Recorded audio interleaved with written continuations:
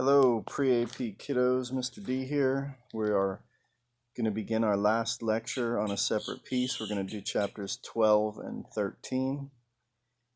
Chapter 12 begins with Phineas at the base of the marble stairs, injured, and some of the boys went to get some of the adults to help him out and make a splint and get Finney to the infirmary. And when all of that happens, Jean is just kind of on the sidelines watching and in shock. And you can tell that he's super guilty and really, really traumatized and upset by this, just by his random thoughts and his kind of crazy thoughts going on that night while he's by himself wandering around the campus.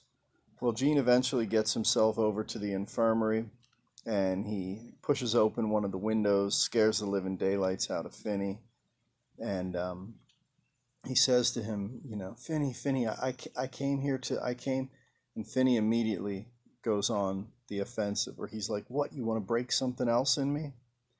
And he could hear him like moving violently in the infirmary bed. And then Gene says, I just want to fix your leg up, which makes no sense at all. But the idea is you get a sense of sincerity here. Gene is finally being sincere. He's finally being very true to who he is. And after that, Gene says to him, I'm sorry. And he repeats it again, I'm sorry, I'm sorry. And that's about it for the interaction between them that night.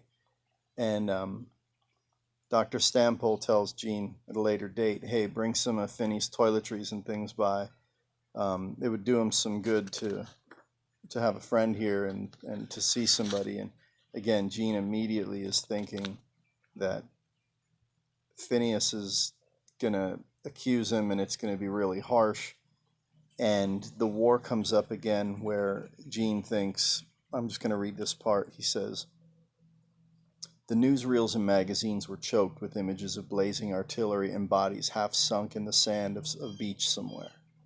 We members of the class of 1943 were moving very fast toward the war now, so fast there were casualties even before we reached it. A mind was clouded and a leg was broken.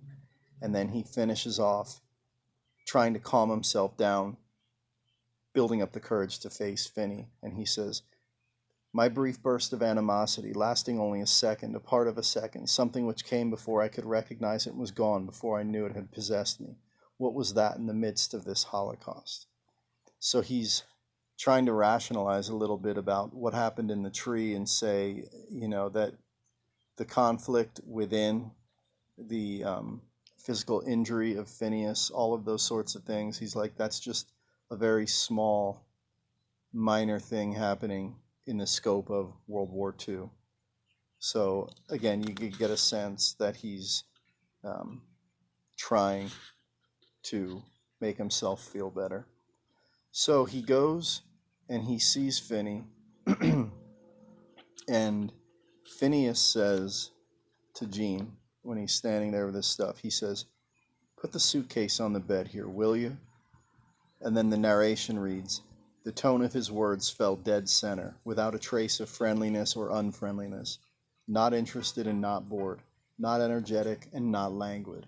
And then Finney's hands are shaking, and he's just overcome with emotion, and he talks about how he can't handle his injury, knowing there's a war on, knowing that he won't be able to participate in the war. It's too much for him, and it's really upsetting. And what we notice here with Finney is he is now kind of completely deflated, and his character is he's lost his zeal for everything. And what it truly shows symbolically is that he has accepted his loss of innocence, that he's been changed, he's been broken, but he's also recognized that this is who he is. This is his new normal in life. Finney goes on to say that he's written to the Army, to the Navy, to the Marines, the Canadians, anybody, General de Gaulle, Chiang Kai-shek, somebody in Russia, he says, and then he says, I'll hate it everywhere if I'm not in this war. Why do you think I kept saying there wasn't a war all winter? And he starts crying again. And Jean then turns to Finney, and Finney says to him, it was just a blind impulse. That was it, isn't it? And Jean says, yes, yes. And Finney's like, I can believe that. And he says, something seized you. It wasn't anything you really felt against me. It wasn't some kind of hate. It wasn't anything personal. And then Finney says pretty much, I believe you. I believe you. So they've reconciled. And Jean feels that the weight of the world is off his shoulders. And that's when Finney makes his exit from the story. So the next scene, Jean goes back to see Finney in the infirmary. Dr. Stampole sits him down, pats him on the leg, and says, this is something I think boys of your generation are going to see a lot of. And I have to tell you about it now. Your friend is dead. And then he says, it was a simple, clean break. Anyone could have said it. Why would I have sent him away to a hospital? And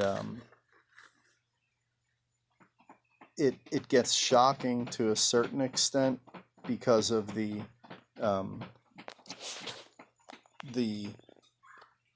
bluntness and the directness of Dr. Stampole. And he follows it up by saying, why did it have to happen to you boys so soon here at Devon? And as if lepers kind of going mad wasn't enough of a shock to the boys at Devon, Phineas's death really just completely shatters their separate peace.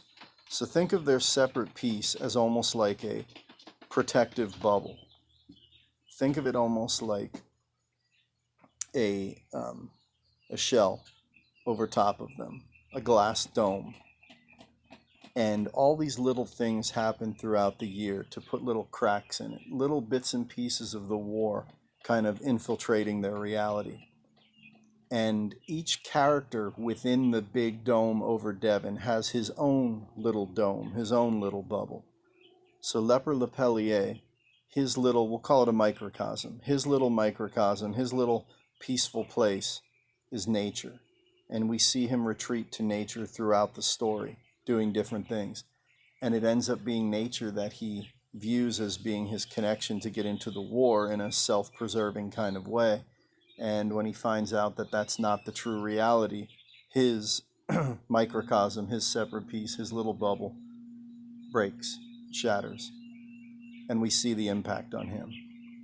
Phineas, throughout the entire story, he wanted to go to war, as many people did in the greatest generation, as I've referred to them before. However, when the reality sets in that he won't be playing sports anymore, that he can't go into the war, that he loses his hold over everyone. His last great attempt was the Winter Carnival, which only lasted a short period of time before reality/war made its presence felt, and Phineas's hold over the group again was gone. So Phineas's character, being drained, lacking energy, being accepting of his new reality, complete loss of innocence, all of those sorts of things. His character now, in a symbolic way, is ready to die.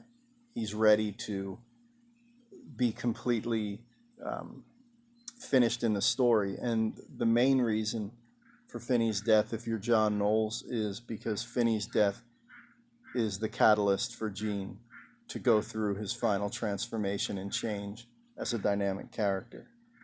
So that's basically where we end chapter 12. And in chapter 13, some really interesting things happen between generations. So the boys are getting ready for graduation. Brinker's dad, Mr. Hadley, is there, and he fought in World War I. And he talks to the boys about their war experience and the rest of their lives. And you could see from a couple different mannerisms that Brinker's dad is really disappointed in his son, because he sees his son as being self-preserving, as being someone who doesn't want to get into any action, doesn't want to be on any front lines.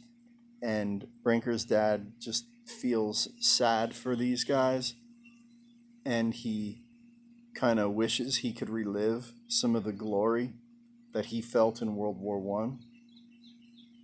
So his father is very distinguished looking, and he's sitting in a lumpy chair, trying not to look offended by his surroundings.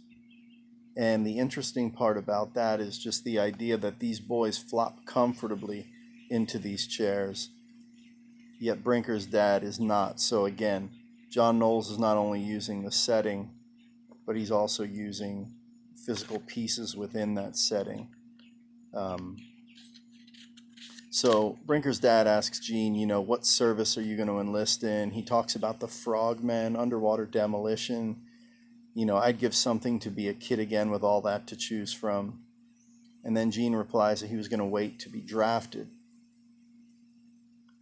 And Mr. Hadley scowls. And then Brinker breaks in and says, Dad, the Coast Guard does some really rough stuff, putting men on beaches, amphibious stuff. And right away it says that his father was nodding, looking at the floor. And then he says to them, you have to do what you think is right, but make sure it's right in the long run. Your war memories will be with you forever. You'll be asked about them thousands of times after the war is over. People will get their respect from you from that. Partly from that, don't get me wrong. But if you can say you were up front where there was some real shooting going on, that'll mean a whole lot to you in years to come. And then he says, I know you boys want to see plenty of action, but don't go around talking too much about being comfortable. And his father basically leaves the room and tells him, shine your shoes up, look nice for dinner, all those sorts of things. And then Brinker says to Gene, he says, I'm going to enlist. I'm going to serve, as he puts it. I may even get killed, but I'll be damned if I'll have that Nathan Hale attitude of his about it. It's all that World War I malarkey that gets me. They're all children about that war. Didn't you ever notice? And then he flops comfortably into the chair, which had been disconcerting his father. And the Nathan Hale illusion, Nathan Hale in the Revolutionary War was a spy who was caught and being put to death, and his last words were that his only regret was having but one life to lose for his country. So obviously you can understand how Brinker is saying, I'm not going to be that willing to give it all up. And then also he says that he doesn't care about what his father has said that he did or almost did at Chateau Thierry, which is one of the first American actions against the Germans in World War I, a very bloody battle and a lot of lives lost. So you could see a generational difference here. You could see Brinker's dad almost wanting his son to do dangerous stuff, almost wanting his son to seek the glory in the war, which is not exactly Brinker's attitude, nor is it Gene's. So we finish with those parts, and the very last thing in the book, the very last paragraph, talks about another illusion. All of them, all except Phineas, constructed at infinite cost to themselves, these Maginot Lines, against this enemy they thought they saw across the frontier. This enemy who never attacked that way, if he ever attacked at all, if he was indeed the enemy. So the Maginot Lines were French lines of fortification, like concrete barriers, obstacles for army tanks, where France was protecting its borders, and against the Germans, against the Italians. And the main idea in this allusion to these Maginot Lines is barriers. So I'm going to explain Gene's character a little bit, and this is going to wrap things up. When Gene says, "I never killed anybody and never developed an intense level of hatred for the enemy because my war ended before I ever put on a uniform. I was on active duty all my time at school. I killed my enemy there." He's not talking about Finney. He's talking about his own personality and the shortcomings of his personality. So Gene has realized that he has constructed his own Maginot Lines, that he has put up barriers, and these barriers held him back in life. All the times that Gene wasn't able to enjoy the moment, all the times when Gene was being super critical of himself, all of the times when Gene was forming rivalries in his mind that never existed with Finney, all of the times when Gene was lashing out on people like the younger student, the underclassman in the butt room, or Cliff Quackenbush at the crew house, Leper at his own home, all those things Gene was doing, he was pushing people away, and he was creating borders.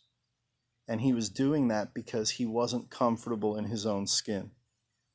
And what we realize now is that Gene understood his own shortcomings. And what he says to himself is, I'm going to read a part from a little earlier in the chapter. He says, "Phineas created an atmosphere in which I continued now to live, a way of sizing up the world with erratic and entirely personal reservations, letting its rock-like facts sift through and be accepted only a little at a time, only as much as he could assimilate without a sense of chaos and loss." And then he goes on to say, "All others at some point found something in themselves pitted violently against something in the world around them. Phineas alone had escaped this. He possessed an extra vigor, a heightened confidence in himself." So when Gene is thinking about these things, what he's pretty much saying is, when Phineas died, I finally realized the significance of who he was and how unique he was. And I also realized how selfish, how egocentric, how just immature he was, he being Gene. And when he talks about how when Phineas was being lowered into his family grave, he didn't cry then, he didn't cry ever, because he felt like he himself was being lowered. What Gene did was he basically allowed Phineas's death to take a part of him that he didn't want to exist anymore. And he metaphorically buried that part of himself. And he even said, "Phineas had absorbed it, taken it with him, and I was rid of it forever." So a lot of the last chapter shows Gene being dynamic, shows the dramatic change that Gene has gone through. Is a lot of it very reflective? Absolutely. It is definitely an older person looking back and weighing and considering. Was Gene a little bit too immature at the time to understand all of this? Most definitely. But that's what the book is about. Ultimately, the book is about a person who is very close to your age, who is finding his place in the world, who's establishing his identity, who is not comfortable with who he is, and he's working it out and figuring it out. And it takes a lot of conflict, a lot of loss, some loss absolutely permanent, like Phineas, to bring it out. And that's the essence of what the separate piece was and what the separate piece is. So now when we go to the beginning of the book and see Gene coming back 15 years later, we know why he's not visiting any people. First of all, I'm sure Leper probably doesn't talk to him anymore. Phineas has died, and the staircase was the site of the second accident. The tree was the site of the first accident. And ironic as it may be, with that second fall being a clean break and Phineas dying from something that seemed to be so simple to solve, you have to look at it more symbolically. Phineas had to leave the story. Phineas had to die for Gene's microcosm for that glass shell over Gene to shatter. And it had to happen prior to his leaving the school, prior to his going to the war. The adults could no longer preserve and protect that separate piece. They couldn't keep the boys innocent any longer. Too much had happened. They'd grown too old, and they were too close to the war. So that is the analysis for the end of the book. And this is what I would like you to do. I would like you, this is going to be worth 50 points. Okay, so this is like the big enchilada here. You can go from any part in the book. It doesn't have to be chapter 12 or chapter 13. I want you to look into Gene and the concept of Maginot Lines, the concept of creating barriers and putting barriers up. And what I want you to do is I want you to give me 5 examples from anywhere in the book. I want you to tell me the chapter they're in. I want you to quote in your response the barriers Gene had constructed, and I want you to give me the resulting impact that these barriers had on Gene. So 5 examples from anywhere in the book, Maginot Lines, constructed by Gene. Give me the chapter, explain them in your answer, develop your answers, quote in each individual answer, and tell me the cost. Tell me the impact of putting up these barriers, these Maginot Lines. So it's with a heavy heart that I sign off. I wish I could, be in front of you guys in the room and see your smiles and tell you to put your phones away and just the usual stuff that makes a day fun and exciting. And it's a shame that the year has to end like this, but I'm proud of you guys and all that you've accomplished this year, and I look forward to seeing you on campus. I hope at the beginning of the school year next year. Hope you guys stay healthy over the summer, and we'll see you soon. Maybe I'll see you in line at DeKine sometime this summer. So have a great summer break. If you have any questions about this, let me know right away. This is the very last assignment of the year. You have up until the very last day of school to get all of these in and to get all of your other work done, made up. And anything can be rewritten for a higher score. Please, please, please label any and all of your work, especially if you're rewriting something, so that I know what I'm looking back on. And I'll see you guys around. Peace.